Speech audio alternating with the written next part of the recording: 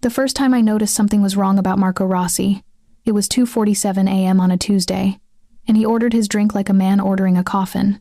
I'd been bartending at Velvet for 3 years, long enough to recognize the regulars, their rhythms, their tells. But Marco was different. He didn't belong in the category of regular at all. He belonged in a category I hadn't invented yet. He sat in the corner booth, the one with the burgundy leather that faced both exits. Never had his back to the door, never relaxed his shoulders. His suit probably cost more than my monthly rent. Charcoal gray, with a silk tie, the color of old blood. The kind of man who didn't sweat through fabric. "Neat," he'd said, sliding 2 fingers across the mahogany bar. His voice didn't match his appearance. It wasn't sharp or commanding. It was controlled, like someone had filed down every rough edge and sealed it under glass. Whatever's oldest. I'd poured him a 1,995 Macallan. He'd nodded, a micro movement, and disappeared back into his booth. That was 3 weeks ago. Now, on this particular Tuesday, something had shifted. Marco was different. He arrived at the same time, 2:45 a.m., ordered the same drink, but his hands were trembling, slightly, barely perceptible. But I've poured drinks for shaking hands before: divorces, deaths, job losses. This wasn't that kind of tremor. This was rage, compressed and frozen under pressure. He drank the first pour in 2 swallows. I'd never seen him drink faster than a sip every 5 minutes. When he signaled for another without looking, I didn't ask questions. I poured. "My name's Arya, and I have a policy. I watch people. I listen. I don't get involved." Except I was already involved. I just didn't know it yet. The bar was emptying. It was late enough that only the dangerous people remained. A group of men in the far corner, suits without souls. A woman with a black eye and jewelry that didn't match her trembling. Marco, in his corner, the gravity well that everyone orbited around without acknowledging. I noticed the way the men in the far corner kept glancing at him. Not threatening glances, checking glances. The way soldiers check on their general. That's when I knew something was actually, genuinely wrong. "You doing okay?" I asked, breaking my own rule. He looked up. His eyes were dark gray, nearly black in the low light, and they hit me like a physical force. Not because they were attractive, though they were, in a way that made my stomach drop, but because they were observing me, really observing. Most people look at bartenders like they're sentient part of the furniture. Marco looked at me like he was reading a language only he understood. "Define okay," he said quietly. My hand stilled on the glass I was drying. "That bad?" "Worse." He tilted his head, studying me in a way that should have felt invasive but didn't. It felt like he was checking if I was real. "Do you ever wonder if you're a good person, or if you've just convinced yourself you are?" The question hit something exposed in my chest. I'd left my father's house at 18 specifically because I couldn't answer that question anymore, not around him. "Every day," I heard myself say. Something flickered across his face. Not quite a smile, more like a door opening in the dark. "You're honest. That's dangerous." "So are you," I said, "but not in the way you think people know." He went very still, the kind of still that happens before something breaks. "Who told you?" "No one." I set down the glass, met his eyes directly. "You sit in a corner booth. You watch doors. You drink like you're trying to poison something inside yourself. The men over there check you like you're a bomb they're diffusing. And you..." I paused, searching for the right words. "You look like someone who's been carrying something heavy for so long you forgot you don't have to anymore." The tremor in his hands had stopped. Now his fingers were steady on the glass, but his knuckles had gone white. "If you're smart," he said, his voice dropping lower, "you'll stop seeing things.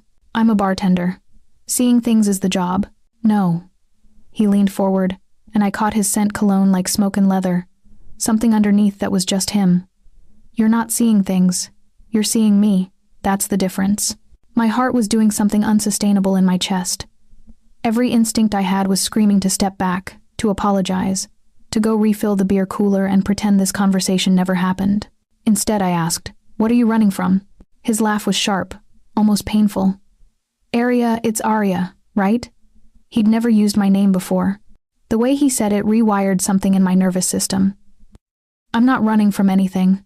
I'm running toward something. That's worse." "What?" He stood up slowly, pulled out a fold of cash, and set it on the bar. "Easily $500 for a $200 drink. Answers I shouldn't want," he said, "from people I should destroy." He left before I could respond. I watched him walk to the door, Watched the men in the corner acknowledge his exit with a subtle nod. Watched the woman with the black eye flinch when his shadow passed her booth. My hands were shaking now. I picked up the glass he'd left behind. A lipstick mark in the shape of his mouth was still visible on the rim. And I made a decision I'd later regret. I didn't wash it. I set it under the bar, wrapped it in a clean towel, and told myself it was evidence. Evidence of what? I didn't know yet, but something had cracked open in the dark of that bar, and I was beginning to fall through it. The next night, he didn't come back. The night after that, the bar burned down. The fire department called it electrical. I called it a message. Insurance wouldn't touch it, not after they found the trace accelerant. Not after they discovered the perfectly timed window of vulnerability at 4 a.m. Not after someone leaked to the news that I'd been asking suspicious questions about regular customers. So I wasn't surprised when Marco found me. I was sitting on the curb across the street, wrapped in a blanket provided by FDNY, watching my income and my life burn into ash. When the black Mercedes pulled up, no dramatic entrance, just a car, a door opening, and him stepping out like he owned the sidewalk. "Get in," he said. "Go to hell. Already booked my reservation." He opened the passenger door. "But I'm postponing the trip. Get in the car, Arya." I didn't move. Around us, firefighters called to each other, water hissed against superheated metal, and the smell of burned wood infiltrated everything. A few people glanced our direction. Marco barely registered their attention. "If you stay here," he said quietly, "whoever did this will come back to finish it. They'll assume you saw something. They'll assume I told you something. Either way, you're marked." "Then why would getting in your car help?" "Because I'm worse than them." He wasn't boasting. He was stating fact. And right now, being in my circle is the only protection that matters. I looked at my burning bar. At the people I'd served drinks to, the regulars who'd become like family. At the tips they'd left me, the conversations I'd listened to, the small kindnesses I'd offered that felt like the only good thing I was doing in the world. All of it was ash. I got in the car. The interior smelled like him, smoke and leather and something metallic underneath. The seats were leather so soft it felt like a sin. He drove with one hand on the wheel, the other resting on the console, and didn't speak for a long time. "I wasn't at the bar last night to get drunk," he finally said. "I was there to see you." I didn't respond. My hands were shaking, and I gripped the fabric of the blanket tighter. "Someone told you a piece of the truth. It was reckless. It was unforgivable, and now you're burning for it. Is this your fault?" The words came out small, not directly, which meant yes, but I'm responsible regardless. "That's not how responsibility works." "No," he agreed. "It's not, but that's how my world works." He drove us to a penthouse in Tribeca, the kind of place that doesn't advertise itself. No sign, no doorman, just a private elevator that led to a floor that probably shouldn't exist. The apartment was all floor-to-ceiling windows overlooking the city, modern furniture in blacks and grays, and absolutely no personality. It looked like the home of someone who'd stopped living years ago and just hadn't left the building. "Shower," he said. "Then we'll talk." "I don't want Arya." He turned to face me fully, and the way he said my name stopped my breath. "Right now you have 3 options. You can run, and I'll find you because people like me always find people like you. You can go to the police, and they'll arrest everyone except the people who actually did this, because my lawyers are better than their evidence. Or you can stay here, let me explain what's happening, and decide if you want to keep living." My mouth went dry. "Those aren't options. Those are threats with different endings." Yes, at least he was honest. The shower was huge, with a rainfall showerhead and soap that cost more than my daily wages. I stood under the hot water and tried not to think about how I'd gone from burning my bar to accepting hospitality from someone who smelled like violence. When I came out, wrapped in a towel he'd left for me, there were clothes on the bed, my size, my style, like he'd known. "Okay," I said, sitting across from him in the living room. He was holding a drink now, but his hands were steady. "Explain." Marco took a long moment. "My father built an empire. Drugs, weapons, human trafficking, money laundering, the full catalog of American evil. When he died, I inherited it." "And you just kept it going?" "At first, yes. Then I realized something." He swirled the drink, watching the liquid move. "The only way to survive in that world is to be someone who doesn't exist inside it. You have to become a ghost." "I don't understand." "My father was feared. I'm invisible. He used violence as a message. I used the threat of violence to prevent it. He wanted to be known. I want to be forgotten." He looked at me, And then you started seeing me. My heart rate spiked. What does that mean? It means you asked questions that no one in my world is supposed to ask. It means you noticed things about me that contradict who I'm supposed to be. It means someone realized that if you kept talking, kept observing, you'd eventually say something to the wrong person. And that person would come for you. So they burned down my bar. They burned down your bar to send me a message. That I'm sloppy. That I let civilians get too close. That I'm vulnerable. Something twisted in my chest. Am I? Vulnerable, I mean? To me? He set down his drink. Completely. Which is exactly why you should be terrified of me. But I wasn't terrified. That was the problem. I was sitting in a penthouse belonging to a Mafia boss who'd just admitted he was responsible for my life burning down. And instead of fear, I felt something more dangerous. I felt like I'd fallen through a door and found something on the other side that was waiting for me. What happens now? I asked. Now, Marco said, standing up. You stay here. You don't leave. You don't call anyone. And I figure out who violated my territory and remind them why I'm the ghost everyone fears. And then, he looked at me for a long moment. Then we decide if what you saw in me is real, or just a reflection you created because you needed to believe something good still existed in your life. He was right. And I hated him for it. But I stayed anyway. 3 weeks inside the penthouse. And I'd learned more about Marco Rossi than I should have. His real name wasn't Marco Rossi. That was the name his father's empire used. His actual name was Daniel. He preferred silence. He took his coffee black at exactly 6 a.m., showered in ice-cold water, and read financial reports like some people read scripture. He had a scar on his ribs that he never explained, a habit of touching the corner of his mouth when he was thinking, and a phone that rang at unpredictable hours with conversations he conducted in Italian that sounded like ordering executions. He was meticulous about not touching me. We'd sleep in the same bed, he insisted on it. Said he needed to know I wasn't leaving, but he maintained a distance that felt like a physical wall. His back to mine. His breath carefully controlled. Every morning I'd wake to find him already gone, already showered, already back into the armor he wore like skin. It was driving me insane. Tell me about the scar, I said one morning, watching him button up a shirt the color of smoke. No, that's not fair. Fairness is a concept invented by people with options. He didn't look at me. I don't have options, Arya. I have obligations. To who? Your organization? To myself. He finally turned, and his eyes were that dark gray that made me feel like I was drowning. I made a choice a long time ago. I chose not to be my father. Every decision since then is me proving that choice means something. And does it? Ask me again when we're not hiding in a penthouse because someone tried to erase you from existence. He left before I could respond. He always did. That's when the second message arrived. It came via courier to the building's security desk.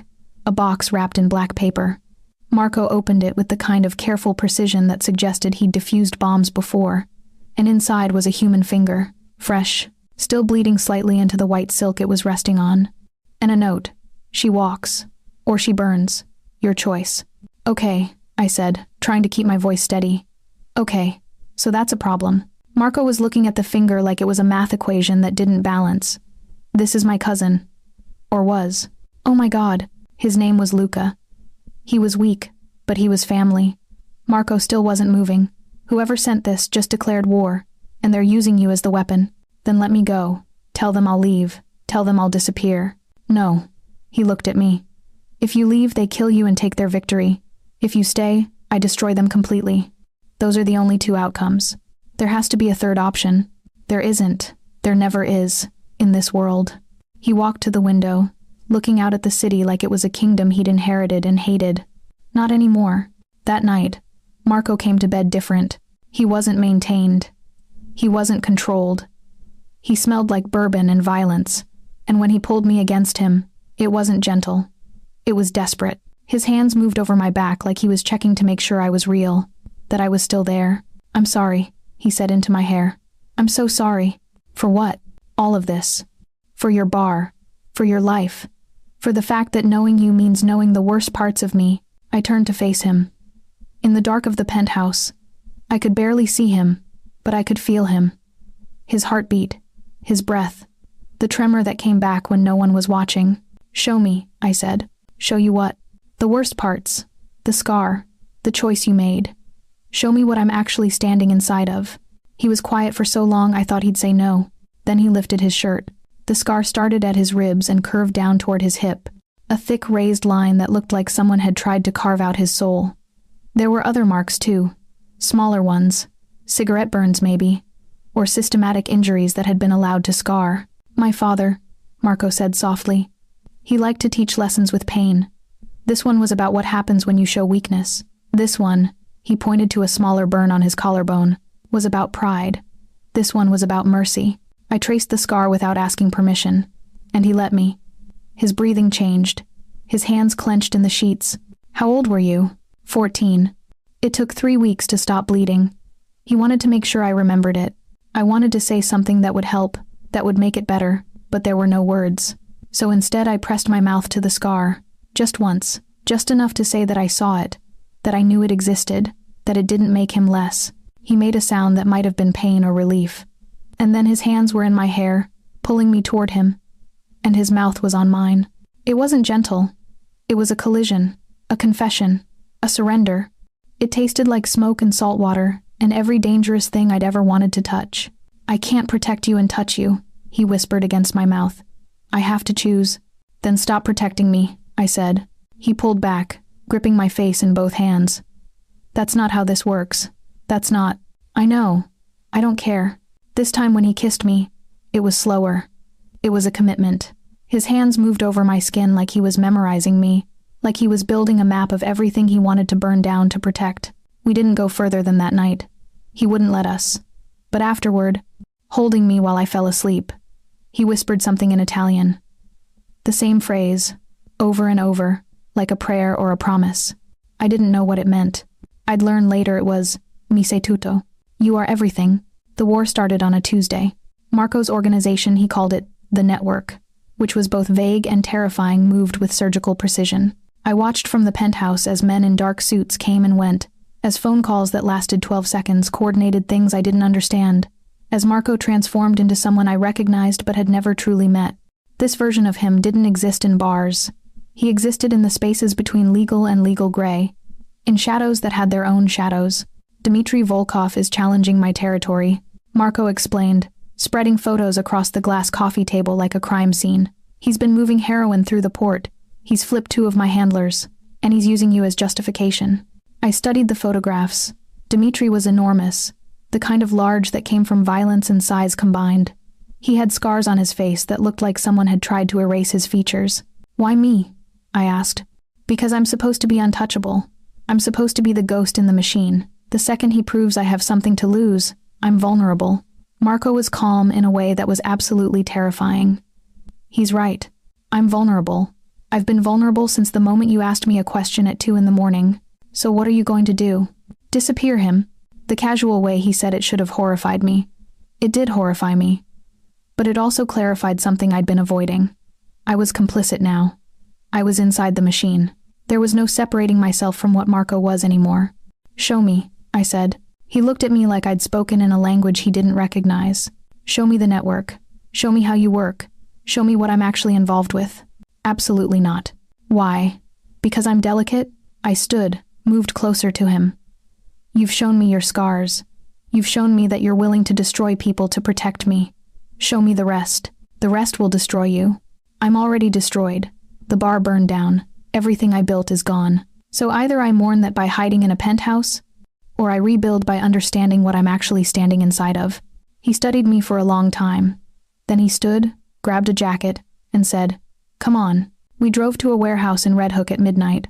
The kind of building that doesn't have a name, just a location that certain people know. Marco led me inside, down corridors that smelled like concrete and old money, until we reached a room where 5 men were positioned around a table where Dmitry Volkov was tied to a chair. He'd been worked on already. His face was destruction. His hands were broken. He was still conscious, which seemed like the kind of detail that Marco would care about. "This is why I don't touch you," Marco said quietly, his hand on the small of my back. "This is why I keep distance. Because this is what I am underneath the suits and the controlled breathing." Dmitry's head lifted slightly. His eyes, the one that wasn't swollen shut, locked onto me. "He makes you watch?" Dmitry laughed, which came out as a wet, gurgling sound. "He makes you see what he really is?" "Shut up," one of the other men said, and hit him. But Dmitry was looking at me, and something in his expression shifted, changed. "You don't know, do you? What he's actually..." Marco's hand tightened on my back. Stop. She thinks you're protecting her. She has no idea you're... The sound was sudden and final. One of the men had shot Dimitri in the head. Just like that. Conversation ended. Problem solved. I was going to be sick. Marco pulled me out of the room before I could fall apart, led me to a bathroom where I vomited into a steel sink while he held my hair back. This was tenderness in his world, holding someone's hair while they processed violence. I warned you, he said softly. What was he going to say? What was Dimitri trying to tell me? Does it matter? Yes. Marco waited a long moment. He was going to say that I didn't protect you out of love. He was going to say that I needed you, because you're leverage. Because having someone to lose makes me predictable, makes me controllable. My hands were shaking. Is that true? At first, Marco said. 3 weeks ago, yes. You were a liability I needed to contain. You were information I needed to control. But, he paused, and his voice dropped. But you stopped being that around day 9. What changed? You asked me who I really am. And instead of lying, I told you. He met my eyes in the mirror. That's never happened before. I've never told anyone the truth. I've never wanted to, but you made me want to. You made me want to be someone worth the scars you're looking at. I turned around in the bathroom and pressed myself against him. He was warm and solid and absolutely the wrong person to be holding, but he was holding me back like I was the only true thing in his entire manufactured world. I'm scared, I whispered. Good, he said. Fear means you're paying attention. When we left the warehouse, the body was gone and the room was being cleaned. This was how his world worked. Clean, efficient, final. But something else had happened that night. Something that changed the weight of how I was standing inside his life. I'd seen him do the thing he said he was. And instead of running, instead of breaking, I'd come back to him. Which meant either I was broken too, or I'd fallen into something that looked like love but might actually be something far more dangerous. Trauma bonding. Maybe. Or the sickness that comes from being isolated with someone long enough that you start believing their version of the world. Or maybe, and this was the thought that kept me awake while Marco slept beside me, maybe I'd actually become what he was. A ghost. Something that existed in shadows, that hurt people to protect people, that had stopped being able to separate right from necessary. On day 25, Marco came back to the penthouse with a specific kind of calm in his expression. It's finished, he said. Volkov's organization is disbanded. His remaining people have scattered. You're safe now. Am I? I asked. He looked at me like he didn't understand the question. That's when I realized. He didn't know. He had no framework for what I'd become. Neither did I. The safe house became a prison the moment safety stopped being a blessing. Without the threat of Dimitri, without the constant low-level danger that had defined our weeks in the penthouse, Marco and I were left with each other and no external force forcing closeness. The distance he'd maintained through necessity was now a choice. And he was choosing it. Come with me, I said on day 32, watching him prepare for another meeting that would take hours, that would involve decisions I couldn't ask about. No. Why not? The war is over. Dimitri is. I stopped myself from saying the word. Dead. He was dead. And men had cleaned up his death like it was a minor spill on linoleum. The threat is neutralized. The threat hasn't changed. Marco was buttoning his shirt with mechanical precision. Now it's just different people. Volkov's associates who want revenge. The families he was aligned with. The suppliers who need a new connection. The war never ends, Arya. It just changes which weapons we're using. Then why did you let me think it was finished? Because you needed to believe it. He finally looked at me, and his expression was the one I hated most. The one where he was looking at me like I was something he'd already lost. You needed to believe that I was worth something beyond body counts and territory disputes. You are worth something. To who? He walked to the window, looking out at the city that glittered below like a circuit board made of light. To the people I've hurt? To the families I've destroyed? To you, who I burned out of your home and then held prisoner in this building? You didn't hold me prisoner, didn't I? He turned, and there was something broken in his voice. Could you leave right now? I didn't answer, which was answer enough. That's what I thought. He moved toward me, and there was hunger in it, but the kind of hunger that came from starvation. I need you to hate me. I need you to realize that what you feel is just Stockholm Syndrome mixed with gratitude. Mixed with the fact that I'm dangerous enough to make you feel alive. Is that what you think this is? It's what I know this is. His hands found my face, and they were trembling. Marco's hands were never trembling. Because if it's not, if what you feel is real, then I have to make a choice I'm not equipped to make. What choice? Between the ghost I've become and the man I could be. And Arya, I don't know how to be a man anymore. I've been a ghost for too long. I kissed him, because there was nothing else to do.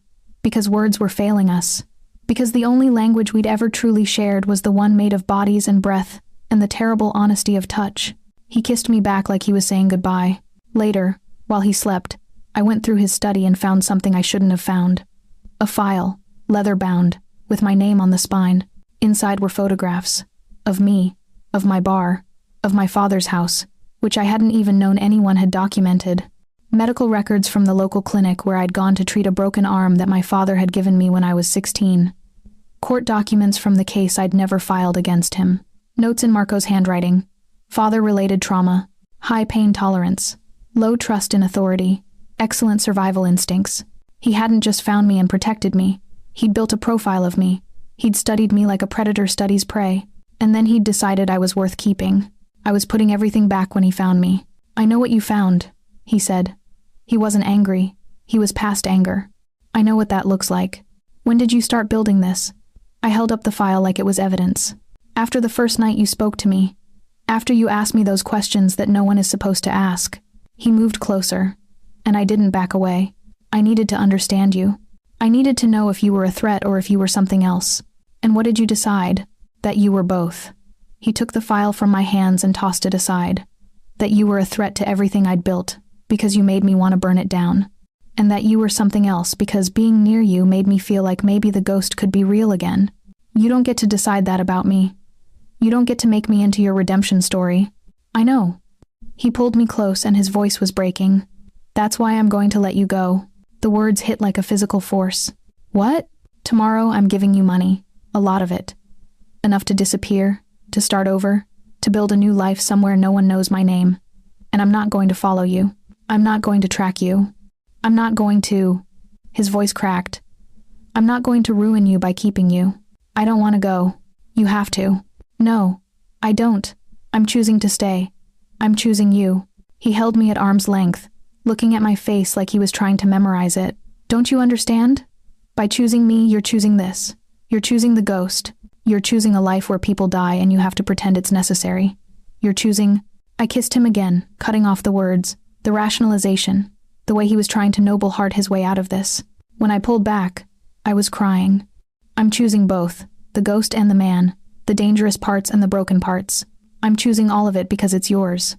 And I'm already so inside of this that there's no separating anymore." He held me like that for a long time, neither of us moving, both of us trying to figure out how to exist in the space between who we were supposed to be and who we'd actually become. "Okay," he finally said. "Okay. But understand what I'm saying. If you stay, everything changes. You stop being a civilian. You become part of the network. You stop being protected, you become weaponized." "I know. And you're still choosing?" "Yes." He took a breath that sounded like a man surfacing from underwater. Then he kissed me again, and it was different this time. It was surrender. It was acceptance. It was the moment when the ghost finally stopped trying to separate himself from the man underneath. The morning Marco introduced me to the network as something other than a liability, I understood that I'd crossed a threshold I could never recross. He took me to a restaurant in Little Italy that didn't have a name, just an address that certain people knew. The kind of place where the owner kept a reservation open for him at all times, where waiters moved with careful eyes, where the back room was separated from the front by a kitchen that had too many exits. "Arya," Marco said, his hand on the small of my back. "This is Salvatore. He's been with my organization for 23 years. He handles logistics." Salvatore was older, maybe 60, with the kind of weathered face that suggested he'd seen violence and learned to move through it without flinching. He studied me with open assessment, the way a jeweler studies a stone. "So," Salvatore said in accented English, "you're the one who made the ghost visible." "Something like that," I said. Salvatore smiled, and it transformed his face. "Good. Daniel has been alone for too long. The ghost doesn't have appetites, but the man underneath does." Marco's grip on my back tightened slightly. "We'll need to integrate her security clearance into the network infrastructure. She needs to understand operations without being operational." "You're making her a partner," Salvatore observed.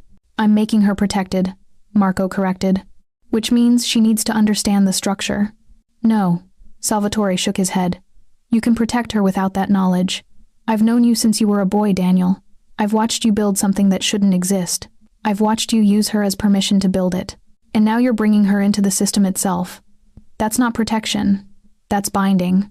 Marco didn't respond, but his hand on my back became a caress instead of a gesture of control. Over the next few hours, Salvatore explained the network to me like I was studying for a degree in organized crime. It wasn't as dramatic as I expected. There were no guns on the table, no dramatic explanations of territory.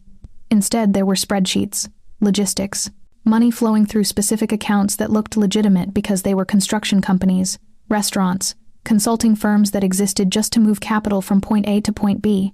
The genius of it, Salvatore explained, is that there is nothing technically illegal. We don't traffic drugs. We don't run guns. We facilitate movement. We provide services to people who exist in the spaces between legal and illegal. And we take a percentage for our discretion. You make money off of other people's crimes, I said. We make money off of their need for invisibility, Salvatore corrected. There's a difference, is there? Yes. Salvatore leaned back, studying me. I think you already understand this, or you wouldn't still be here. The question isn't whether my hands are clean. The question is whether they're necessary. And are they? He smiled. You should ask Marco that question. The restaurant closed around us as night deepened. Marco and I sat alone in the back room, surrounded by the infrastructure of his invisible world, and I asked him what I'd been avoiding. Do you have blood on your hands? Actually, specifically blood that you've shed personally? Yes. No equivocation. No justification. How many people? Enough that I've stopped counting. Why? Because counting would mean I'm still the person who thinks about it. And I can't be that person. He was looking at a glass of wine, not touching it. The moment I start counting, I'm vulnerable. The moment I start justifying, I'm breakable. So I stopped. I do what's necessary, and I accept that I'm damned for it. And now, with me? Now, he looked at me, and something soft moved across his expression. Now I have someone who knows I'm damned and stays anyway. That changes things. Changes them how? It makes me think I might deserve something other than damnation. He reached across the table and touched my palm like he was testing whether I was real. But it also means I have to accept that I'm damning you too. By keeping you, by binding you to my network, I'm making you complicit. I'm making your hands bloody. They're already bloody, I said quietly. I'm not going to walk away and pretend they're not. Arya, you made a choice with me. That warehouse, when Dimitri was tied to that chair and I watched him die, you made me choose. You showed me what you actually are and asked me to accept it. You did that because you needed someone to see you completely. I squeezed his hand. So I'm seeing you completely. And I'm choosing this. Not blindly. Not because I'm broken. But because the alternative is a life where I pretend you don't exist and I never find out what I'm actually capable of being. He turned my hand over, tracing the lines of my palm, like they were a map of who I was going to become. The network will ask me to trust you, he said. That means sending you somewhere you might die. That means asking you to make decisions that will haunt you. That means treating you like you're as dangerous as I am. Okay, you say that now. I'll say it later too. He lifted my hand to his mouth and kissed the center of my palm. It was gentle in a way that nothing about him should have been able to be. I love you, he said. The words fell into the space between us like stones into still water. And that's the most dangerous thing I could possibly do. I know, I said. I love you too. We didn't move for a long time after that. We just sat across the table from each other, hands connected, understanding that love in his world wasn't about roses or promises. It was about choosing to be destroyed together, rather than destroyed apart. The betrayal came from inside the network. I learned about it the way I learned about most things now, by listening to conversations Marco thought I was asleep through, by reading encrypted messages on phones he left accessible, by becoming the kind of woman who could hold other people's secrets and add them to her own. Salvatore was stealing. Small amounts, unnoticeable unless you were looking for them, but amounts that, over 23 years, added up to approximately $4 million. I was holding this information, weighing whether to tell Marco, when Salvatore called me directly. Meet me, he said. No greeting, no preamble. No. Then your boyfriend dies. Untraceable, permanent, by morning. I met him at the restaurant an hour later. He was waiting in the back room, the same one where I'd learned about the network's structure. He looked smaller somehow, or maybe just older, like the weight of his secret had been slowly compressing him. You know what I did, he said. Yes. And you were going to tell him. I don't know. I hadn't decided. That's a lie. Salvatore poured himself a drink. You love him too much to let him be betrayed. You would have told him eventually. So I'm going to tell you first, and you're going to decide what happens next. That's not how this works. Marco makes those decisions. No, Salvatore said softly. That's exactly how it should work. That's why I need you, not him. He told me about a daughter in Boston, about a condition that required treatment that insurance wouldn't cover, about medical bills that had destroyed him piece by piece until he'd started taking money to make her better. Just a little. Just enough to save her life. She's 16 now, Salvatore said. She's alive because of what I've stolen. She's going to college because of money I took from Daniel's network. And now what? You expect me to feel sympathy? I expect you to understand that loyalty has limits. That love sometimes means betraying the people you care about to protect them from becoming like me. He met my eyes. I've watched Daniel for almost 30 years. I was there when his father was breaking him. I was there when he built himself into a ghost. And I've watched him fall apart since you arrived because you made him human again. That's good. No, it's dangerous. Salvatore's voice was breaking. Because a human ghost is worse than a ghost. A human ghost can be hurt. A human ghost can be manipulated. And now you're all he has, which means you're his only weakness. So what? You steal from him because you love him? I steal from him because I'm trying to disappear before someone uses me to destroy him. Salvatore stood, walked to the window. There are people who would pay everything for information about how his network functions. And I'm reaching an age where I'm starting to think about mortality. Starting to think about what my daughter would want to know about her father's choices. I understood then what he was telling me. You're going to sell him out. I'm going to try not to. Salvatore turned. But I need your help. I need you to convince him to let me go. I need you to convince him that I'm worth freeing rather than destroying.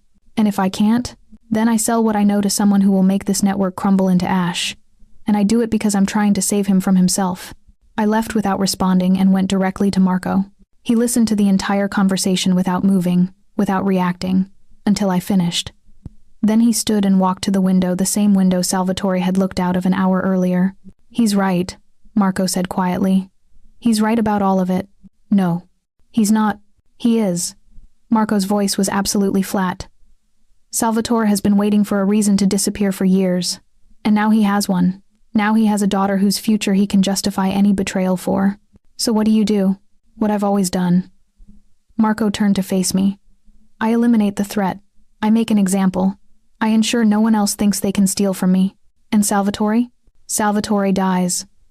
The words were said with such absence of emotion that I felt them like a temperature drop. And his daughter is protected. His wife is taken care of. The people he loves continue living because I'm still the ghost he fears. That's not... It's exactly what it is. Marco moved closer. This is the choice, Arya. This is what loving me actually means. Salvatore betrayed me. Salvatore stole from me. Salvatore was planning to destroy everything I've built. And I'm going to have him killed while making sure his family is secure. That's mercy in my world. It's murder. Yes.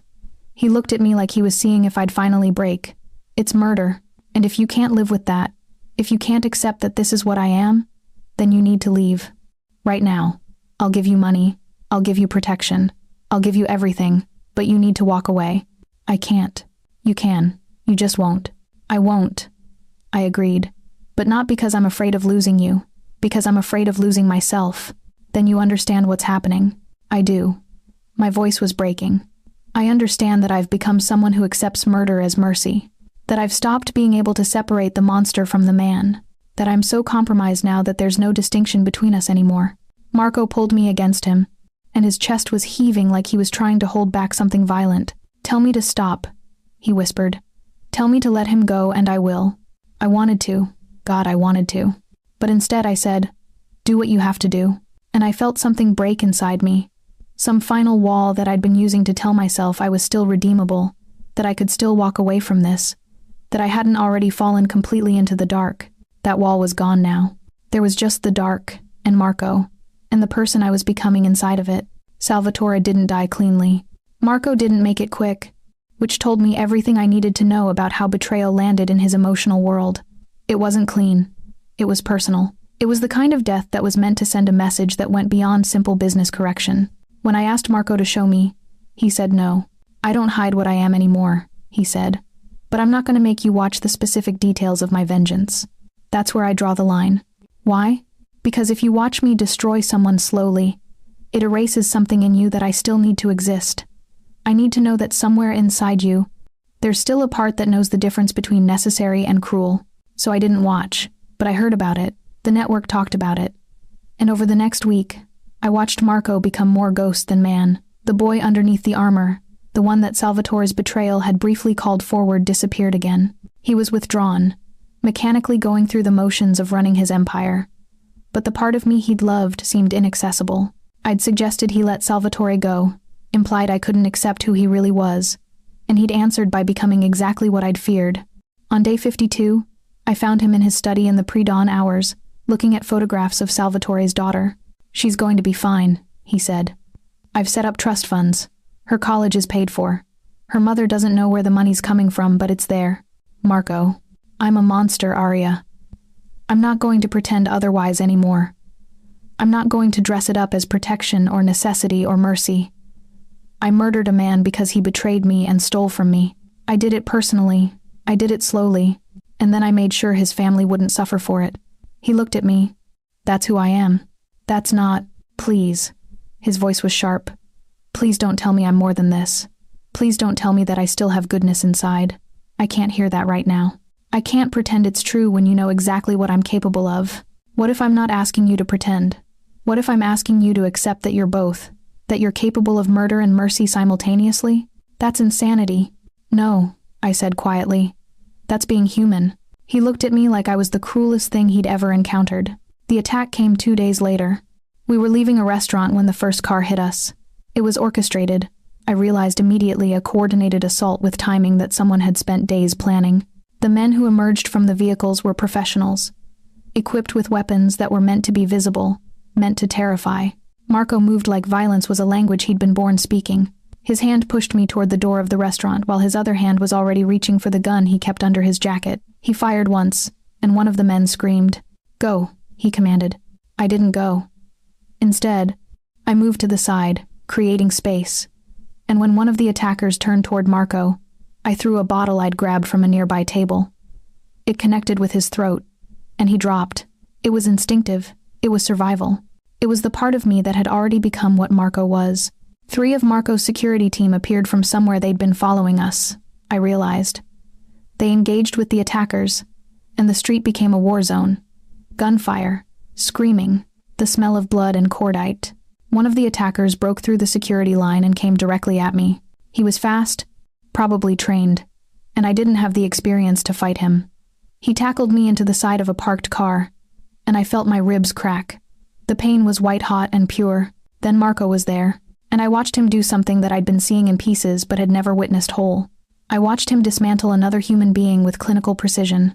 No anger, no emotion, just efficient destruction. When it was finished, Marco was covered in blood that wasn't his, and the man was no longer moving. Ever moving. "Arya." Marco dropped to his knees in front of me. "Arya, where are you hurt?" "Ribs," I gasped. "I think..." He lifted me up carefully, and I heard him giving orders in Italian. Heard him say something that made the remaining security team move with sudden urgency. Then I was in the car, in his lap, and he was holding me like I was something precious and fragile. "I've got you," he whispered. "I've got you. I'm not letting go." The hospital was private, the kind of place that existed outside normal channels. A doctor who'd been called came immediately, probably because she was on Marco's payroll. She examined my ribs, told me 2 were cracked but not broken, and injected me with something that made the pain become a distant, irrelevant thing. "You'll be fine," she said. "Your boyfriend has very good insurance." When we were alone, Marco sat on the edge of the bed and I could see him shake. Actually shake. Like the shock of the attack was finally hitting him. "Who were they?" I asked. "Luca's cousin. Luca's cousin's associates." Marco's voice was raw. "People who've been waiting for an opening. They found it when you showed up. They knew you were my weakness. What are you going to do?" "What I should have done weeks ago." Marco looked at me. "I'm going to burn them. Every single person connected to that attack, every family member, every business they touched. I'm going to make sure no one ever tries to use you against me again. Marco, I'm going to destroy everyone involved. And then I'm going to give you the option to walk away. Because I can't keep you in this world. I can't keep watching you become like me." The monitor next to my bed beeped steadily, marking the rhythm of my heartbeat, of my survival, of the fact that I was alive because Marco had made the choice to save me instead of running. "I don't want to walk away," I said. You will. Eventually. When you realize that loving me is going to require you to become a person you despise. I already despise myself, I said quietly. So I'm going to stay and despise myself with you. Because that's better than despising myself alone. Marco made a sound that was half laugh, half sob, and pulled me carefully against him. For the first time since we'd met, I felt him truly break. Recovery took 2 weeks. During those 2 weeks, Marco executed his promise.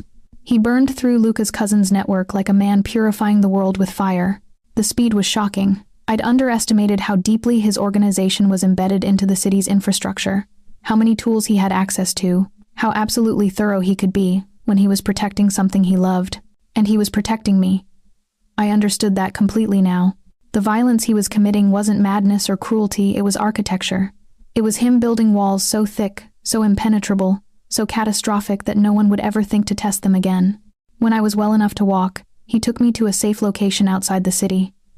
A house in the Berkshires that was isolated enough to feel like the rest of the world didn't exist. Floor-to-ceiling windows overlooking mountains. A fireplace that heated the entire first floor. Silence that was so complete it felt like a living thing. I'm keeping you here, Marco said. For as long as it takes for the threat to fully disperse. How long? However long is necessary. I should have felt trapped. Instead, I felt safe in a way I'd never experienced. The network was operating from a distance, but Marco was present in a way he'd never been in the penthouse. We existed together in those days. We cooked meals, we read books, we had conversations that didn't have anything to do with violence or power. One afternoon, he told me about his mother, who'd died when he was very young, who'd loved music, who'd spent her last days protecting him from his father's rage. She's why I'm built for this, Marco said. We were sitting on the deck, watching the forest turn into silhouettes as the sun set. She taught me that protection is more important than truth, that sometimes you have to become something you hate to save the people you love. She sounds incredible. She was. He took my hand. And I'm terrified I'm like her. Terrified that I'm destroying myself to protect you and that you're going to resent me for it. I could never resent you. Give it time. But he smiled, and it was genuine. It was the first completely genuine smile I'd seen from him since the attack. Give it a year, 5 years, 10 years, and you might. You might realize that staying with me was the choice that ruined you. Or I might realize it was the choice that saved me, I said. He pulled me up from the chair and into his arms. We stood there as the sun finished setting, as the stars became visible in the darkening sky, and he kissed me like he was trying to memorize the moment, like he was trying to capture something that he knew was temporary. That night, in the bed we shared in that isolated house, Marco asked me the question I'd been waiting for him to ask since that first night in the penthouse. Will you marry me? It wasn't romantic. It wasn't a proposal. It was practical, almost clinical in its delivery. But underneath it was the question he was really asking. Will you stay? Will you choose this completely? Will you let me bind you to me legally, permanently, in a way that makes it official? Yes, I said. You should think about it. I have. I'm thinking about it right now. And yes, he didn't kiss me after that. Instead, he held me while I fell asleep, and when I woke in the middle of the night, he was still awake, holding me like he was afraid I'd disappear. The wedding was small, intimate, and technically illegal in several ways. A judge who owed Marco favors married us in the house. It was just us, the judge, Marco's doctor, and 2 of his security team members as witnesses. No photographer, no flowers, no white dress. I wore a black suit. Marco wore the same. We exchanged rings made of white gold that felt foreign and heavy on my fingers. When the judge asked if I took this man to be my husband, I said yes without hesitation. When the judge asked if he took me to be his wife, Marco looked at me like the question was absurd. Until the world burns, he said. It wasn't a conventional answer, but it was honest. That night, in the bedroom of the isolated house, Marco finally allowed himself to touch me completely. There was no restraint anymore, no distance. He moved over me like a man who'd been starving, and I opened myself to him because there was nothing left to protect, nothing left to hide. The vulnerability was immense. For the first time since I'd met him, Marco was completely unarmored, and I held him like that, while he trembled and broke apart against me, and I realized that this was what he'd been afraid of all along. Not that I'd stop loving him, but that I'd see how desperately, how completely, he needed me to stay. Afterward, wrapped around each other in the dark, he whispered the phrase in Italian that I'd heard him say before, the one Salvatore had translated. Mi sei tutto, he said. You are everything. Ti amo, I answered. I love you. It was the first time I'd said it in Italian, the first time I'd made it official in his language, which meant it was a blood oath in a way that English could never be. He held me tighter at the words, like he was securing something precious. Promise me something, he said. What? Promise me that when this is over, when I'm gone or old or unable to protect you anymore, that you'll find a way to remember who you were before me. Find a way to separate what I made you into from who you actually were. Marco, promise me. I promise, I said, though I was lying. There was no separating anymore. I was completely integrated into what he'd made me. I was as much monster as he was, as much ghost, as much shadow, but I was also loved. Completely, desperately, irrevocably loved. And maybe that was enough. 6 months into married life, Marco collapsed during a meeting with network associates. The doctors couldn't explain it. His body seemed to be shutting down from the inside, as if all the violence he'd absorbed, all the stress he'd carried, all the years of being something other than human had finally reached critical mass. I sat in hospital rooms that weren't supposed to exist. I held his hand while he slipped in and out of consciousness. I watched the ghost that had been slowly murdering him from the inside finally make itself visible.